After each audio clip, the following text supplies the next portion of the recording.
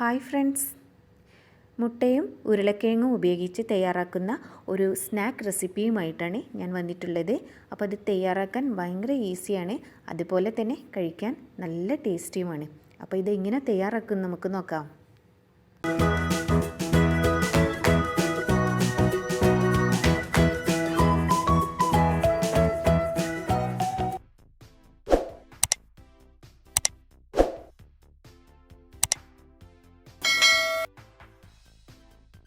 അപ്പോൾ ഇത് തയ്യാറാക്കാനായിട്ട് ഞാനിവിടെ ഒരു ഉരുളക്കിഴങ്ങ് പുഴുങ്ങിയെടുത്തിട്ടുണ്ട്. ഒരു മീഡിയം സൈസ് വലിപ്പമുള്ള ഉരുളക്കിഴങ്ങ് മതി. അപ്പോൾ അത് നമുക്കൊരു ഗ്രേറ്ററിലൂടെ ഒന്ന് ഗ്രേറ്റ് ചെയ്തെടുക്കാം. അപ്പോൾ ഞാനിവിടെ ഗ്രേറ്റ് ചെയ്തെടുത്തിട്ടുണ്ട്. ഇനി ഇതിലേക്ക് 2 മുട്ട പുഴുങ്ങിയതും കൂടി നമുക്ക് ഗ്രേറ്റ് ചെയ്തിട്ട് കൊടുക്കാം.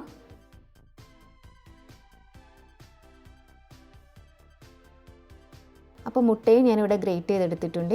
ഇനി ഇതിലേക്ക് ചെറിയൊരു സവാള ചെറുതായിട്ട് കൊത്തിയരിഞ്ഞത് ഇട്ട് കൊടുക്കാം. ഇതിനോടൊപ്പം ഞാൻ ഒരു പച്ചമുളക് ചെറുതായിട്ട് അരിഞ്ഞിട്ട് ഇട്ട് കൊടുക്കുന്നുണ്ട്. അതുപോലെ ചെറിയൊരു ഇഞ്ചിയുടെ കഷ്ണവും ചെറുതായിട്ട് അരിഞ്ഞ് ഇട്ട് കൊടുക്കുന്നുണ്ട്.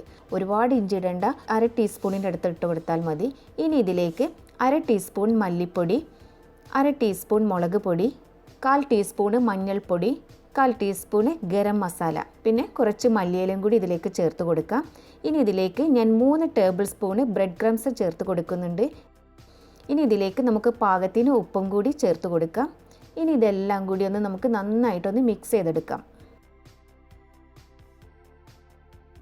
അപ്പോൾ ഞാൻ ഇവിടെ നന്നായിട്ട് മിക്സ് ചെയ്തെടുത്തിട്ടുണ്ട്. ഇനി നമുക്കിത് ഉരുട്ടിയെടുക്കാം. അപ്പോൾ ഇത് ചെറിയൊരു നാരങ്ങയുടെ വലിപ്പത്തിൽ നമുക്ക് ബോൾസ് ആക്കി എടുത്തിട്ട് കൈവെള്ളയിൽ വെച്ചിട്ട് ഇങ്ങനെ പരത്തിയെടുക്കാം.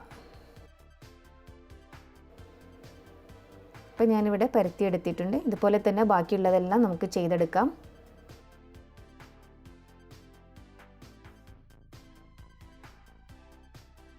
അപ്പോൾ ഞാനിവിടെ എല്ലാം റെഡിയാക്കി വെച്ചിട്ടുണ്ട്.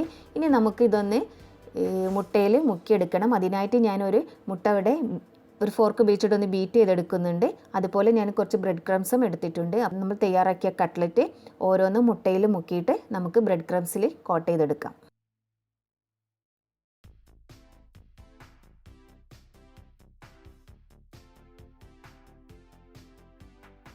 അപ്പോൾ എല്ലാം ഞാനിവിടെ മുട്ടയിൽ മുക്കിയിട്ട് ബ്രെഡ് ക്രംസിൽ കോട്ട് ചെയ്തെടുത്തിട്ടുണ്ട്. ഇനി നമുക്കിത് ചൂടായ എണ്ണയിലിട്ട് പൊരിച്ചെടുക്കാം.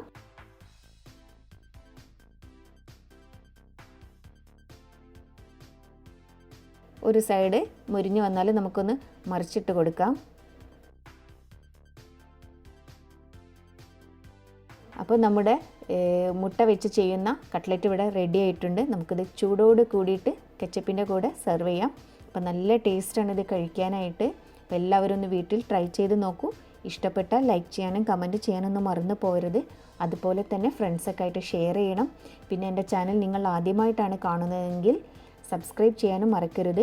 നിങ്ങൾ സബ്സ്ക്രൈബ് ചെയ്യുന്നതിന് തൊട്ടടുത്ത് തന്നെ ഒരു കുഞ്ഞു ബെല്ലൈക്കൺ കൂടി കാണാം. അതുകൂടി ഒന്ന് ക്ലിക്ക് ചെയ്യണേ. എന്നാൽ മാത്രമേ ഞാൻ പുതുതായിട്ടിടുന്ന വീഡിയോസിൻ്റെ നോട്ടിഫിക്കേഷൻ നിങ്ങൾക്ക് കിട്ടുകയുള്ളൂ. ഇനി പുതിയൊരു റെസിപ്പിയുമായിട്ട് ഞാൻ വീണ്ടും വരാം. അതുവരേക്കും ബൈ.